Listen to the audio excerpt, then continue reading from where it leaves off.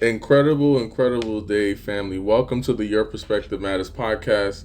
I am your host, Ronald Wynn, and on today, we want to continuously honor our women, right? This is Women's Month in March, and I'm just excited to have such another amazing woman of God at that, someone that is also in ministry, someone that is married, she has kids and all these different things. And I really I'm very curious about her story and a lot of the trials and tribulations that she faced. So without further ado, Renee, welcome to the podcast. How are you doing? Good. How are you? And thank you for Uh, having me. I'm super excited. I'm excited too. I'm like we literally did a mini podcast the other day. I'm I like, know. We should man, have recorded it yesterday. right. Literally, it was going. I'm like, man, why I didn't click record? But I want to know, right? Yeah.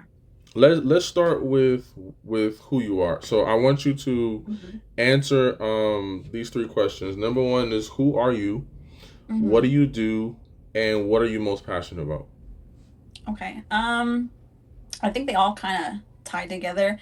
I am a stay-at-home mom and wife. So I pretty much don't have, like I don't go out there and make money as a job. Hmm. Um, but I am passionate, about my husband, my kids, and of course, my ministry, which is something that God revealed to me, what my purpose was, and how he wanted to use me for his kingdom. Um, Outside of being a mom and a wife, whew, that's kind of hard because sometimes you get so wrapped up in those roles Yes. that you tend to kind of lose yourself. And so, kind of at this moment, I'm trying to figure out who I am outside of that. Yeah. Because I do have two young ones. One is 2, and the other one is 6 months. I mean, I have an older one, but he's like 10. And since I have two little ones, I'm mom all day long, 24 Right. 7. Hmm. And with each, the crazy part is that you're a woman that wears so many different hats, Mhm. and you can't turn none of them off, right? No. um and I'm pretty sure that, just like what you were saying, like you have identity issues, right? hmm So how do you um how do you combat, or how do you fight against that, like to be able to even find yourself in the midst of being a mom, a wife, and a stay-at-home mom at that, where you're just home with everything, you know? Yeah. Um, I mean, it's definitely a struggle. It's something that I'm definitely feel like I'm working through right now. Hmm. Just trying to figure out like who I am. Um, I don't know, to be honest. Like, I don't know because I'm trying to figure out myself. Right. Okay. I like Really. that. That's If fair. I'm honest here, like I don't want to sit here and say like, do X, Y, and Z because Right. I don't know. Like I'm figuring out myself. Like it's like you said, like I'm a stay-at-home mom, like Right. 24/7. Like, and my husband's a truck driver, so he's Mm. gone most of the week. So it's not like, okay, once he comes home from work, I can have my time by myself or, I can go do what I want. Like, no, like I'm with kids 24/7 Right. all day, except for the weekends, Right. if anything. So how do you deal with your alone time? Because I know it's not a What lot. is that? I was about to say that. That exists? No, I'm just kidding. That is hilarious. I think something that helped me is just I have my kids on a schedule, Okay. right? So for the most part, like lunches, breakfast, dinner, when they go to bed, take naps, like it's all like in a routine. So for the Hmm. most part, they all go to bed at the same time every day. And I feel like that really helps me to um have that alone time, because Hmm. bedtime, oh, that's my favorite part of the day because Right. they go to bed and then I'm by myself and that alone time, sometimes I'm doing self-care or sometimes I'm getting through the chores that I wasn't able to get through. Or sometimes I'm just sitting and just relaxing and just winding down. Like, Yeah. just different things depending on like where I'm at for the day. Mm. If I'm feeling motivated, then maybe I'll, work on my website or something, or work on my Right. ministry. So I think that does help me having them on a schedule, because Mm. it also gives them um, to know like what to expect in the day as well. You know. Right. Structure for sure. I like that. Yeah. So being a stay-at-home mom, I'm curious, right? hmm What what did you do before you were married? Um, and living this life of being a wife and having to, well, what did you do before? Let's start with that because I have a couple questions. So go ahead. What did you do before you were um, married and you were a stay-at-home mom? um, I've had many jobs. So like Okay.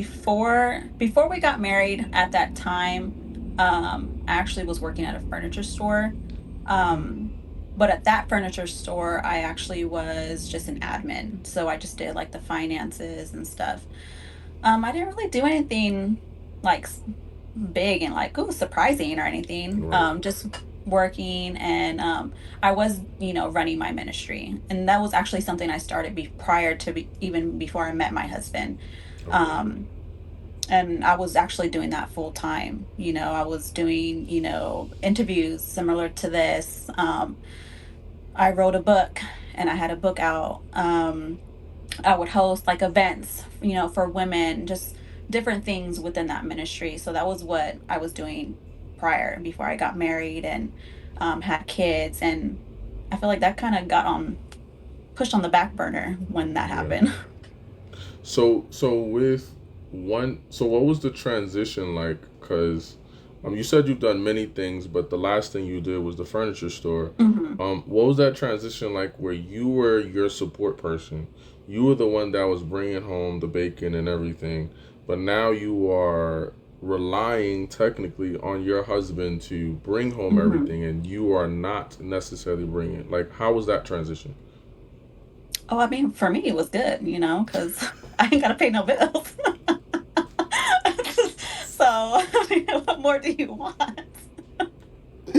That is the best answer you could ever I'm just serious. Like, you know, give. like, I Wow. mean, Okay.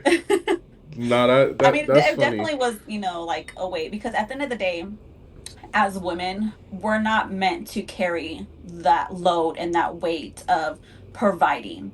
That's Right. not something that God has called us to carry. And before I met my husband, I was a single mom. My son was only Okay. 3 when I met, my husband. And I had to carry that weight of taking care of, a little boy all by myself. I was working 2 jobs at that time, Mm. you know?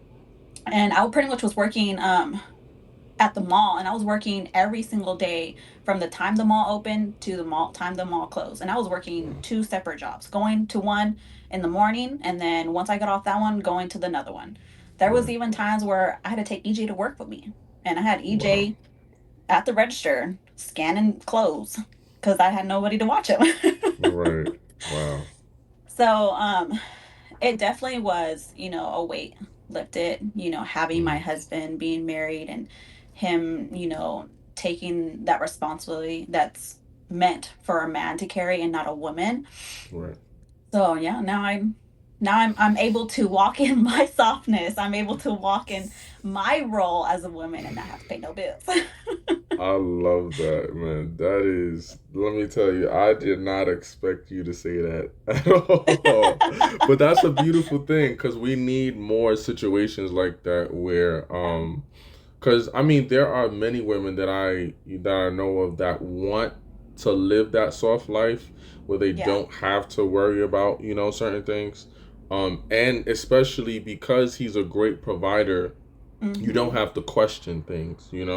Oh So it's yeah. like that the bills are gonna be paid, the money's gonna be on the table for hmm to pay your bills for rent. Food is gonna be on the table. Clothes are gonna be paid. So Yeah. it's a beautiful thing to transition from doing it for yourself, but connecting with somebody that can do it for you and is willing to do it because it's Oh not yeah. many. I'm not gonna say it's not many men, but there are a good amount of men out here that wouldn't even try to. They were like, "Nah, I'm good. You can, Listen, shout out to my husband, Jermaine. When I say that man's a provider, that man is a provider. Like, yeah, as long as we've been together, actually next week, we've been total relationship together 7 years. And far as long as I've known him, I've never seen that man without no job. He's always right, provided, or he's always found a way to make sure right, we had what we needed. There was no excuse coming from right. that man. If we were short on something, he's just like, Mm-hmm. okay, I got it. Like, and he wouldn't have to tell me or explain, what he had to do, or, how he has to go out there and hustle. He did it, Right. you know. That's dope. I'm super proud to hear that for sure because that's my guy. Like Jermaine is my dude. He's my brother for life. Another thing. So you were talking about ministry, and you were saying that you Yeah. did ministry.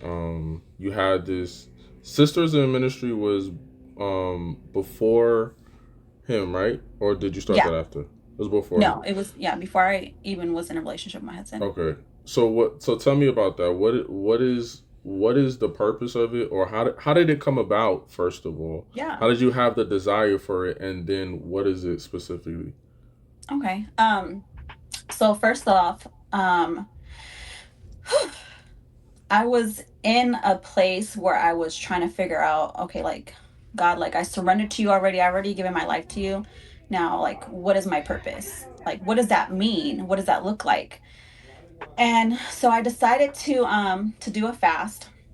Mm-hmm. And at this time, I believe I was like working at a cleaning company or something, but I was just like praying and fasting, and I was like, "Oh, you know what? Maybe I'll open up a daycare because, I'm a single mom, I can have my son at work, Mm-hmm. like, in my mind is like, okay, this worked out, this planned out. Like, this is what I'm going to do." And so I was applying for classes. I was going to I actually started taking classes at a community college, um trying to do all the research and everything, but nothing was like panning out, like nothing was coming together. And I was getting frustrated, and I'm like, God, like, in this fast, I'm like, why is nothing coming together? Why is nothing, aligning? And I was listening to a sermon, I believe by Tony Evans, and he was talking Mm. about how sometimes when we're praying, we're doing all the talking and um trying to figure out how to fit God in our plans and not fit ourselves in God's plan. Right. And that really hit me, and I was like, dang, like, that's what I was doing. I'm over here fasting for my plans and not even trying to ask God, like, Lord, like, what do you have for me? And so I was convicted, Mm. I repented, and I was like, okay, Lord, like, I'm sorry. um Whatever you want me to do, I'm going to drop this because apparently this is not your plan. This is something I was trying to come up with my own. Um, and so in that moment, I heard the Holy Spirit speak to me and said, I want you in women's ministry. Wow. And he said, my daughters are not being heard, and I want you to share their story. Hmm. And I was like, wow, okay, well, that's what you have. And then this is how amazing God is. So, because I was trying to do my own thing and I went to school, I was paying for these classes out of pocket pretty much. And I still had a balance, right? I still owed like a lot of money. And Mm. I went down, no, I went online to go look at my account and everything, trying to figure out, like, okay, like, what am I going to do about this? How am I going to pay for this? I went on there and everything was paid for. Don't know Wow. how, but it was covered. Like, it said zero balance.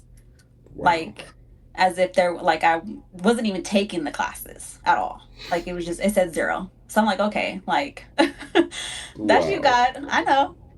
And so, but yeah, so after that, when, God revealed that to me, that, the sisterhood ministry started, I started off pretty much taking the lives of the women in the Bible and rewriting their story as if I was them personally sharing their testimony. And Mm. that's pretty much what my book is. It's pretty much about the women in the Bible, and it's actually, I'm actually breaking it into series. And because when God told me his daughters aren't being heard, it was pretty much he wanted me to create a platform. Because yes, huh, hey, okay, no, go out there with EJ. Go, you're fine. Oh, then sit down, sit down right there. Sorry, Mom. It's fine, it's okay, sit down. Want to leave the door open? You're fine, you can leave it. um I forgot what I was saying, but no, sit down. Okay. The joys of motherhood. The joys of motherhood. Yes. Um, you made me lose my train of thought. I forgot what I was saying. He is such a Anyways, adorable. thank you. So you were talking about basically how it started your ministry. Yeah. So I started, pretty much learning about the women in the Bible, and Mm-hmm. rewriting their testimonies. And then I started doing events where I was, sharing these lessons. And I would do different type of events, just trying to get women together. Mm-hmm. Um, Eventually it's expanded, and it turned to a women's ministry where I'm pretty much trying to promote the kingdom and build up kingdom women. Right. And I'm doing that by sharing the testimonies of the women in the Bible. Wow, that's powerful. Do you is this a paid community or is this a free community? No, it's free. I mean, It's free. Okay. yeah. Okay. Um. Okay. Interesting. We definitely gotta create it to be a paid subscription somehow. Because Yeah, no, definitely. I think what you're doing is and I tell people, and I was just having this conversation recently, that um if you lead everything with value, people are going to be willing to pay. Yeah. So this is something. Even though some people is like, oh, you're doing it for God, so you shouldn't, charge. But it's like that's what, and we could talk about this, right? I don't know if this can Hmm. relate to some of your you being in ministry, especially for a while, is understanding that there's actually a lot of broke Christians, right? Hmm. Um, from the mindset of, because it's for God, it gotta be free. Right. You need to just be volunteering your service and that's it. But at Yeah. what point do I become valuable or express my value where other people are Hmm. willing to pay? Because Yeah. we can pay for the bottle, we can pay for the club, we can pay for all the extra stuff, but for some reason we can't pay for kingdom stuff. Yeah. You No, of know, course. So what do you think about that? Like, do you think that that it is true that it's a lot of broke Christians, or what you think about that? I think a lot of people do believe that. I mean, me personally, at the end of the day, like, how do you think the ministry is going to run? That part. I mean, like it costs money to do anything, no matter what Absolutely. type of service you're providing. I mean, I do charge, like, sometimes, like, for like events, like if there's like a big event or something, like I do sell tickets and stuff to, like, Mm-hmm. because at the end of the day, if I'm gonna host an event to try to build up and encourage these women, you know, food, who's gonna pay for the food? Who's gonna Yeah. pay for the venue? Who's gonna, speak if I have speakers come, they're going to want to be consultated, if I have, a DJ come. Like, these are things Yeah. that have to be provided, and all those other services, they're not free.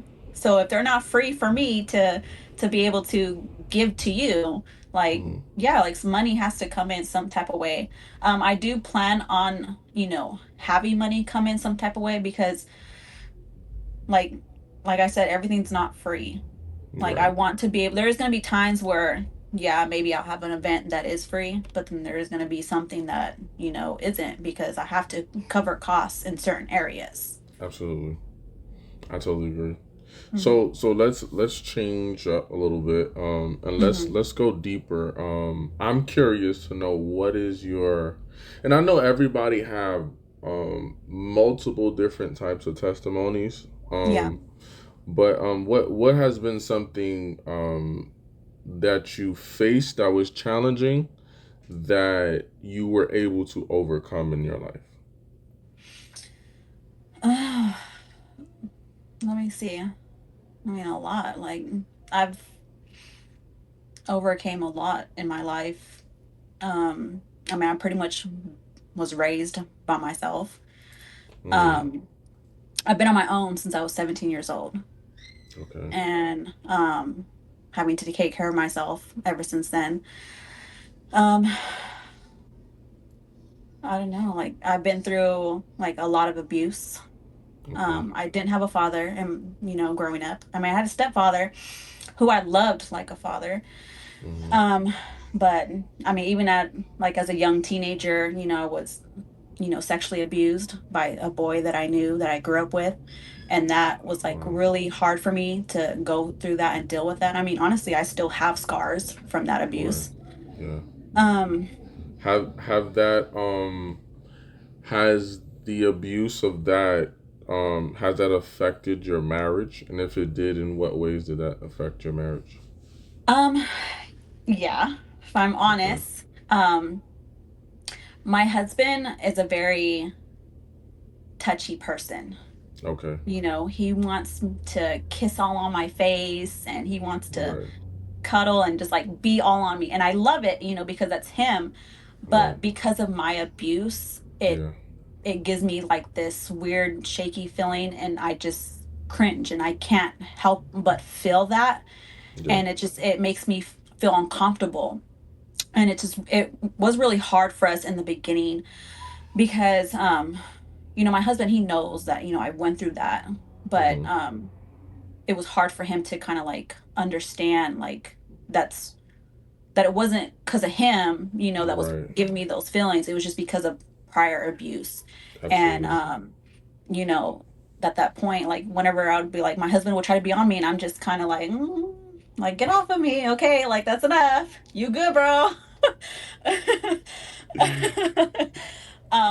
He felt unloved and Yeah. unwanted, I was and about to say that. that's hard to know that, Yeah. that's how my man feels, and I don't Yeah. want him to feel that way. And so I mean, now as that we've been together longer, Mm-hmm. you know, we come to a point where like, okay, like I don't like this, but I like this. Right. Like I don't like you kissing on my arm. We'll just say for example, but Right. I like it when you kiss on my neck. Okay, so like Right. we compromise in Yeah. certain ways to where okay, I don't have to feel like that cringe feeling, but he can Right. also, give his love and show his love in the way that he feels, loved back. Right. So, I love that. That is powerful because I know that it's a lot of us in a relationship where we go through that. And I yeah. think one of the challenges we face is not number one being open and honest with it. Mhm. And number two is on the other side, your companion or whoever you're dealing with, your spouse, if they are creating a safe space for you to even be open Yeah. and honest. Yeah. Because maybe you want to be, but the person is just so defensive or, Mhm. just there's no compassion or anything. And it's like, but you're trying to love on this person that's basically not seeing it from your side. Yeah. Um, I think the key too was I had to recognize that ooh, that was an issue for me because when we first were together and I was backing off and he was trying to love me, I didn't know that that was an issue for me. I mm, just was like, okay, like I didn't want it. Like, so I had to really sit and examine myself. Okay, why don't you want it? right. Why? Like, what is the reason why it freaks you out? And I had to pretty much acknowledge and say to Yeah. myself like this is the reason, and then I had to bring that to my husband and explain that to him so that way Mm, now he can have an understanding and know like okay, it's not because I don't love you, it's right. because of the trauma that I have. Your body remembers trauma, Jeez. That unfortunately. is true. That's true. If I can be honest, I went through a situation where one of my ex girlfriends, we were active for sure, Mhm. but the issue was that I slowed up on being active with her because I at the time, as ambitious as I was, I Mhm. entered a season where I go from making money and always having money to now I don't have anyone. And now I have to be the one that's not providing. I have to be the one that's just the support and depending on the other person. And Mhm. as a provider that does something to you, and Yeah. if it does something to you mentally, it's going to do something to you physically as well. So you Mhm. won't be able to be enticed or even enjoy the moment. And the unfortunate part during the time, as I was trying to articulate that, she wasn't able to adhere or understand that because all she Yeah. wanted was the time. But like just being able to communicate with that, like that was a challenge within itself because Yeah. no man wants to be able to say, "Hey, I can't do this" or "I can't do that." But Mhm. that was definitely a challenge. So I already know that I feel for him because and it's also when you want to what's the word, when you are a very romantic type of individual, right? Yeah. Like you said, he's a touchy feely person. When you're very romantic and you want to be romantic but you can't, it's almost like now I feel helpless. Like, what am I Yeah. here for? Like, Yeah. let's just be friends if I can't be able to be physical with you. Yeah. Like you feel those moments. So, I definitely understand that. It's a challenge. It's definitely a No, challenge. definitely. Hey, over here. Thank you. So, I want to ask you this, right? Mhm. With you being in ministry and you creating the sisterhood ministry, um, what do you feel like is your high? Look at him, he's just chilling. You say hi. That's his my twin. smile, his smile always gets me. What Mhm. What do you feel like is your purpose, or do you feel like you found your purpose? I mean, like, yeah, like I was saying, in that fast when God revealed, the ministry, like that was me fasting and seeking what my purpose was. Um, Okay. and so I know my purpose is to pretty much pour and build up other women, specifically women who don't know like who God is and they want to go in a relationship with him, but they don't know what that looks like. Hmm. um Okay. and and teaching them and showing them, okay, like this is what it looks like to be in a relationship with God.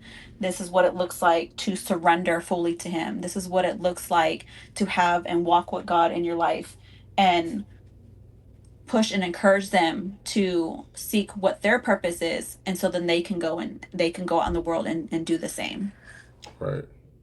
So have you ever encountered a situation where like you're growing a community, women are Mhm. joining or whatnot, but there are women that what's the word, like they fall not fall to the wayside, they basically fall short of the things that they're trying to get delivered from. Like, have you ever faced anything like that and then had to talk them through um it? I mean, I want to say, like, I do have a lot of women that reach out to me that are in abusive relationships. Mm, um no, put that back, give me. um because also part of my testimony is I was in abusive relationship. Sorry, I can't even say the word. mm-hmm, So I know what it's like to be with a man who's abusing you and taking advantage of you, using you, and it's hard to walk away. It's yeah, hard to just leave, and it's not as easy as most people think. And so I do, talk to a lot of women who are in those type of situations, and sometimes they go back, sometimes they leave. right. And if Jeez. they go back, there's nothing really that I can do. I mean, at the end of the day, like, that's in God's hands for God to to show and reveal to them, how to leave. And that's, at the end of the day, that's going to be part of their testimony. Because I mean, I've gone back plenty of times. I was Yeah. with, my first son's father for like 4 years, and I've left Mm. him many times. Right. And it took me, um really, to lean on God to leave that Mm. relationship. Wow. That's tough. I know it's tough. Like, because when it comes to abuse, like when you are abused in that manner, whatever, whether it's physical, mental, Yeah. um, emotional, any kind of abuse, that person now has a level of control over you. So, and you said that it took for you to lean fully on God, right? For you to get out of that.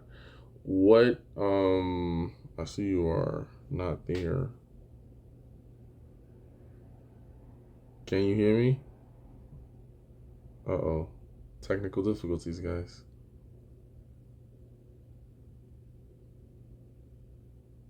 Uh-oh. Let's pause this for a second. That's crazy. Okay, So, sorry, I didn't hear what you were asking. no, you're fine. I was stating that you were basically stating, you said something about it took you a lot to be able to get, like, it took for you to fall completely onto God. Yeah. And I know that there are many women that that is in a abusive relationship, right? Hmm. Whatever that abuse looks like. So they're basically being controlled and don't have the strength. What do you say to those women that is not close to him, or may not have a Hmm. relationship with God? I don't know. I would just, if they don't know God at all, like, I would just try to pour into them as much as I can to like get them to realize, like, you're worth more than this. Hmm. Like, you don't deserve this. I mean, that's hard, because even sharing like how I left and how I got out, it Hmm. includes God in the story. Right. Like, um and a lot of times there has been women who didn't know who God was, and I had shared how I got away, and because it was God. And there's been women who said, because of my testimony, because of that story, like, they wanted to seek who God was Right. because of they're in the similar situations. So talk to me about that. Like, how, like, what was the process? How did it look like when it comes to you transitioning into making your way out of that? Yeah. So at that time, my son's father was very, like, um emotional, and like somewhat physical. It was, I feel like it's weird because, like, it's not like he would like actually hit me, but Mm-hmm. he would, like, hit me in areas where you can't see. I remember one time, like, Mm. he hit me, like, he punched me literally in my butt cheek, and I couldn't sit for like 2 weeks. And I'm like, Dang. that's weird to say, like, oh yeah, he hits me, and they're like, okay, well, I don't see, a black eye or Right. anything. Like, yeah, well, he punches me in my butt. Like, that's weird. Right. But and he was like mentally abusive, and I stayed, and I would always come back because he had me so convinced that he was the only one that loved me. you know Mm. and I had to like seek God's word and really, you know lean on God's word, and know, like, okay, like, love first comes from God. For sure. And I had to fully understand that, and I had to fully, like, accept that. And then, once I was started like leaning on God's word more, I was telling, a coworker, I was telling this person, like, somewhat of what was going on, but I wasn't fully out there saying, oh yeah, like, he abuses me. I was just saying where there was issues going on in the relationship. And then, mind you, I believed in God, but he didn't, you know. Mm-hmm. And so Wow. I was telling this friend, and they were like, well, have you prayed and fasted? And I was like, well, I've been praying, but I don't know what fasting is. Mind you, at this time, like I just gave my life to Christ. So Right. I don't know anything. I didn't grow up in the church. Like growing up, God was a term and not a person to me at that time Mm. because I didn't know God as a person. I knew God as a term. Like, okay, like people would ask you, are you Christian or Catholic? And I'm like, oh, I would say I'm Christian. I don't know what it meant. You like, Right. because I didn't grow up in the church. And so when I learned what fasting was, I was like, okay, I'm gonna give it a try. Mm. And I went like all in. Like Yeah. I went and went home. I studied what fasting was. I studied like what are you supposed to do? And I'll never forget, this was like right after Thanksgiving. Mm. You got all them leftovers. I didn't get to enjoy nothing. No. Oh yeah, dang, that sucks. That sucks. And so, okay, I'll change them in a little bit. Just give me a minute. Um, I was like, okay, Lord, like I'm gonna surrender to you and I'm gonna fast. Mm. And but I remember in the fast in the beginning, I was asking God to change him. Mm. Like please change him, please, stop letting him hurt me. Make us a family, have him surrender to you, like all these things, right? Mm. And um I believe it was like the third day into the fast.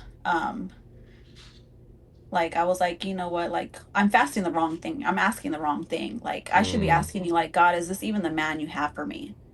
Ooh. And so that's what I asked God, and I never forget, like I was at the balcony window, and Mm.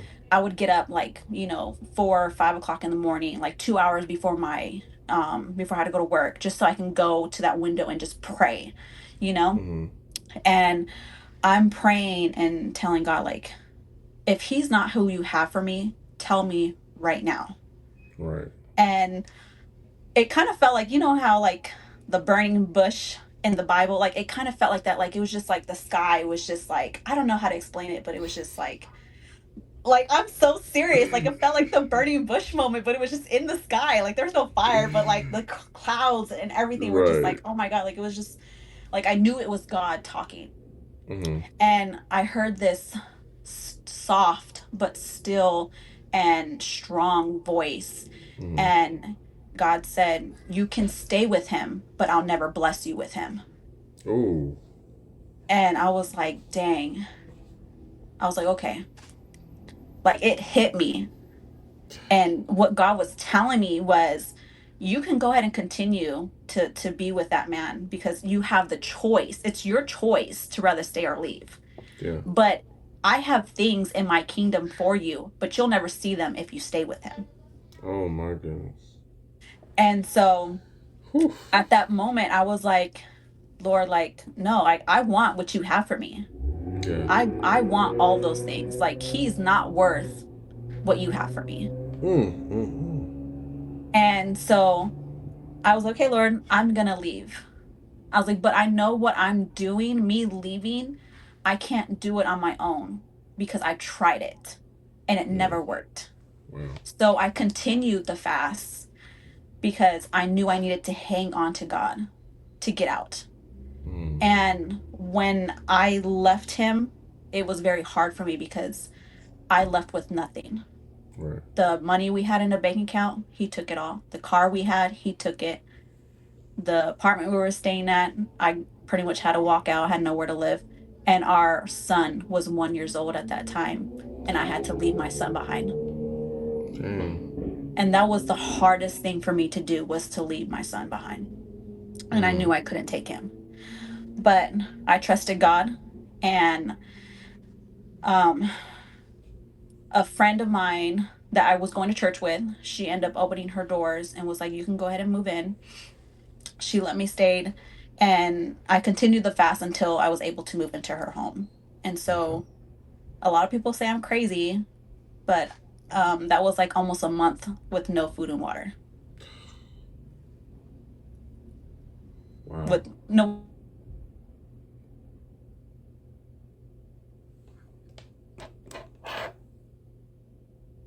Oh my goodness. I'm gonna have to have a conversation with him. I told him like, stop calling me. You're messing me up. Right. But you What was I saying? said a month with no food and water. Yeah. Well, it was like 3.5 weeks. It was like almost a month, and people were Right. telling me that I was crazy. Yeah. I was over there just I was eating ice. Not ice. The hospital ice. Pretending it was food. That is crazy. But I just want to add to that, because I was obedient and because of that fast and because I continued in that fast, Yeah. I want to say like God showed up and showed out. Wow. Like I tell you, I had nowhere to go, right? Mm. And um the friend that I moved in with, she only let me stay with her for like 2, 3 months. After that, like I had to go. So I had to figure it Right. out. Yeah. And at first I was gonna get an apartment with a girl I was working with. Mm-hmm. Um, but then she ended up backing out. Wow. And um when I went to the place that we had applied to for the apartment, you got to make twice the rent, you got to have good Yeah. credit. So when I went to the apartment to let them know, like, hey, like, um, this girl's not going to apply with me, I'm just going to do it by myself. Sorry. And Mm. so they're like, okay, let me see. Let me just pull up your application, right? And the lady pulled it up and she was like, okay, no worries. Here's your keys. You can move in today. Yeah. But Wow. that's not it. That's not it, There's more. right? There's more to what God did, right? So I get the keys. I get to move in this apartment. I have no Mm. furniture, no bed, no nothing.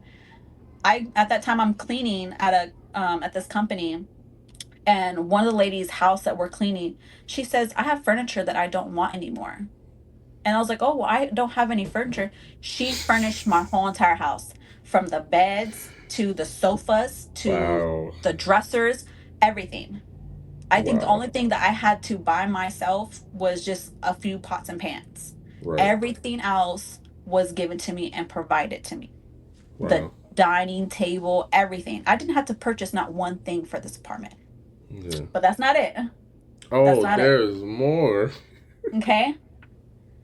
Before I moved to Maryland, I like I said, I was on my own. My mom was pretty much living the party lifestyle, was, on drugs and all this stuff. And I'm telling God, how am I going to take care of my son and work? Who's going to watch him? Mm. And God told me, you're going to move your mom there. Ooh. Everybody was against it because they were like, oh, your mom, she does drugs. It's not going to work. Right. And I was like, God spoke. That's it.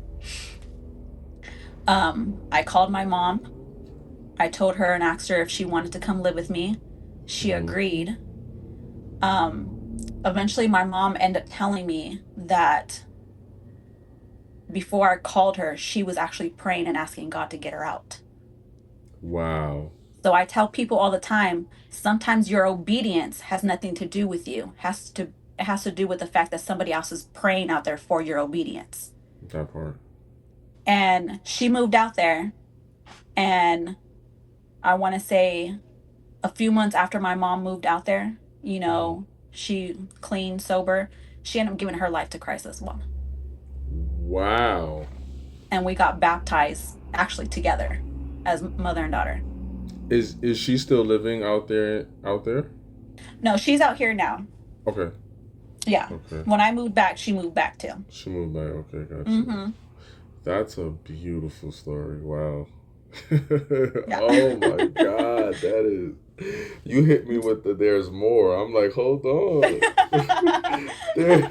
I'm telling you, Oh like, man. when you're obedient, Yeah. like, God, He does the most. Like, He Yeah. does more than what you think He'll do, Yeah. you know? There is so when I joined Freedom, Mm-hmm. Freedom our church, I joined last year February 4th. Mm-hmm. And that was the start of a series that he was doing called the Flesh series. Mm-hmm. And in the I want to say the first or second Sunday. I forgot which one it was. I think it was that first day that I was there. Um, One of the things that I remember him talking about is if you give into your preference, you will abort the promises of God. Yeah. Like how powerful it is for you to be disciplined and be Mm-hmm. obedient, because your obedience is going to lead to you having more than Yeah. you choosing your own way. Like what you said, you were fasting, and some people would say, oh, well, she's doing her thing, but you were Mm-hmm. fasting for the wrong things. Yeah. So why I've never Mm-hmm. heard that either. Like that is a different. That is you are. Let me tell you. Let me tell you something. Right. You are truly a gift of God. You are Thank you. truly in purpose, on purpose. Yeah. You are exactly where you need to be. I don't want you to think that with whatever else is going on in your life, just remember that God has gotten you out of a lot of other difficult situations. Why Yeah. can't He do this, right? Mm-hmm. And I'm just excited to see that you are a woman that is killing it, a woman of God that knows her identity now in God, right? Or at least is continuously learning that portion. Yeah. Um, you are in ministry on both at church and doing your own thing. You are an amazing wife. You are a killer mom. You are doing it. Like I just gotta give you your Thank flowers. you. Thank you. For sure. Oh my It ain't goodness. always easy. It is not, but anything worth having is worth fighting for. So Yeah, definitely. you're Definitely. killing it. So we're gonna transition out. Yeah. So I want to leave with two things, right? Number one is going to be what to the woman that is listening to this. Mm-hmm. And she has been abused, but she's also in ministry, but she might be afraid of sharing her story because she Mm. feels like she's alone. I Yeah. want you to give me some words of encouragement to that woman, and then right after that, I want you to let the world know where they can follow you at on your Instagram, as well as all the other ministries and things you got going on. Yeah, definitely. Um, I would say to her, um, you're loved more than what you think. And first, sharing your testimony, it's hard and it's not easy. And I won't sit Mm-hmm. here and lie and say that it is easy because it's not. It's nerve-wracking for me every single time that I share it, and sometimes I don't want to share it. But I choose to share it, and you should choose to share it because you never know who is waiting to hear your story so God can be able to move in their story. Mm, okay. Um, you never know, you know, how powerful your testimony can be because in order to, a lot of us, part of us coming to God is because we heard testimonies. We heard other people, struggling and going through similar things that we've gone through. And there's so much power in being able to share, those things. And if you feel as though that you're not ready to share to a large platform, try sharing in a small circle with just, one-on-one first and Right. see and go from there. I mean, there's been plenty of times, even with me sharing that I've been sexually abused, that's taken me a lot to say that Yeah, out loud. for And I sure. started by sharing with women in a small circle and talking to them and sharing that because, you know, there's other women who've gone through the same things I've gone through. And I'm Yeah. pretty sure same things that, whoever's listening to this right now, there's someone waiting to hear your words and waiting to hear your story so they can be able to learn how to surrender to God. It's so powerful. I love that. Thank you. And you can find me I'm mainly on Instagram. So you can follow me at the Sisterhood Ministry on Instagram. I'm currently working and finishing up my website, so that's not up yet, but it will be up soon. Once I get the website up and running, from there you can be able to, join events. You can find my book, um, and be able to get more connected, through my website once I get that up and running. Let's go. Go ahead, girl. I see you doing all the things. I love it. Well, I want to say I thank you for taking the time, number one, to share your perspective, and to being a part of this month's topic or theme at hand, which is celebrating women specifically. Yeah. You're definitely a gift to the platform, and I just appreciate you for all the value that you've given. Thank you. Family, if you have not yet, and I know there's some of you guys that are listening to the podcast and you just a little hesitant, but I need you to hit that subscribe button. When I tell you, it is so many amazing conversations that's going to be added, and I don't want you to forget, or rather, I don't want you to be left out, because I want you to be included. If you are someone that also wants to be a part of the platform, you want to give your perspective, you have a story to share, uh, DM me on Your Perspective Matters on Instagram, and I can send you the link so we can move forward with you being a part.